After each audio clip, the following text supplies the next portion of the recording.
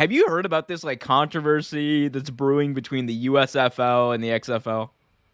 I Like, heard about it. They were it's suing them hilarious. for something, It's right? For well, like the naming rights. oh no. It's No, even it was it's something. even no. That see what you're talking about is even stupider. The old I don't know how this is happening. The old USFL is suing the new USFL.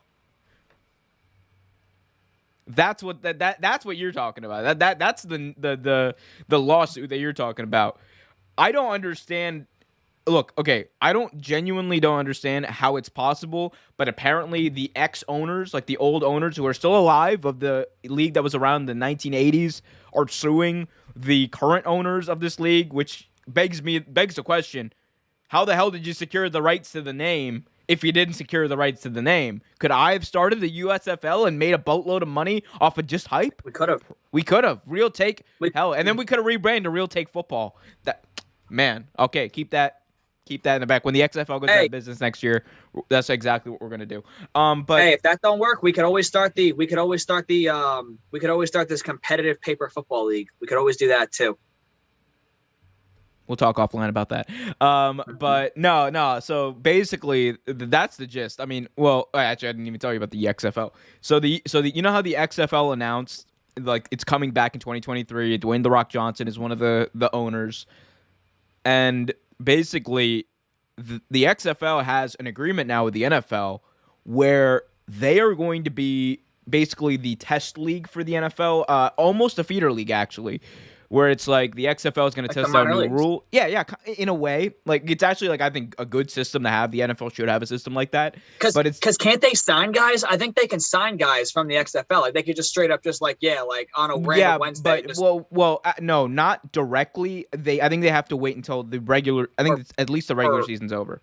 Or purchase his contract or something. It might have to be something like that. It's something like that. But either way, the XFL has a working agreement with the NFL where they're going to be testing rules, where there's going to be some sort of access to players, like you said, which I think is dope.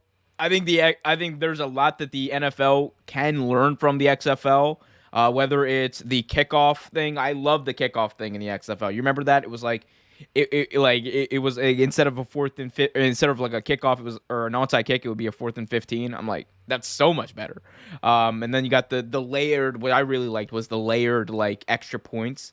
Like you had the 2-point conversion from like the 5-yard line, and then like a 3-point conversion, a 4-point conversion. I'm like, that makes the game so much more interesting, so much more competitive. So. Like I love it. I love that, and I think the NFL should actually incorporate some of those things and test those things out.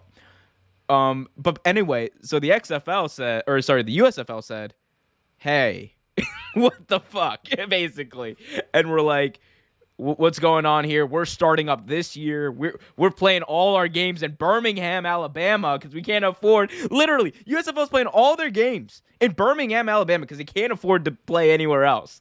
So the Birmingham's, whatever they are, they're gonna have they're gonna have home field advantage throughout the entire season. Ultimate. Yeah, but anyway, so they're mad right now at the XFL. So what they're doing is now they're adding options, or they're reinforcing the options that are in the player's contract. And there's like talk that that a lot of USFL players are just gonna be like kept for the sake of keeping them. Instead, it's just so the XFL doesn't have a larger player pool to pick from, which I find completely stupid and silly. Because I'm like, dog, there's players coming out every year from college.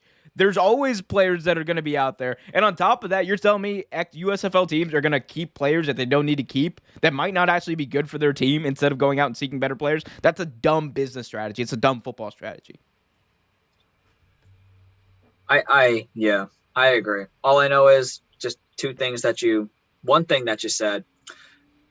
With the kickoff, the greatest thing they ever did in the XFL. God, the old XFL. The OG XFL, which was we're going to put the ball 20 yards away, and you both are going to basically die for that loose ball. I think that was the best. And the other one was, I remember the meme when they announced the USFL, and Jeff Fisher was a coach, and I was like, he's got that 7-9 look on his face. I died. I'm like, oh my God. I know it was a move to get credibility, which, look, hiring Jeff Fisher shouldn't make your league less credible, right? The dude's been an NFL coach for 25 years, whatever. The dude's went to a Super Bowl, and he's like, fine coach, right? But he's Jeff Fisher, so it's like immediately when they hired him, the entire league just became a joke. Like, literally, it was because you literally hired the poster child of mediocrity out of any coach ever. He's the poster child for mediocrity. Hey everyone, we hope you liked this video. If you did, be sure to hit that like button, subscribe, and hit that notification bell so you get notified whenever a new video is released. Until next time, keep it real.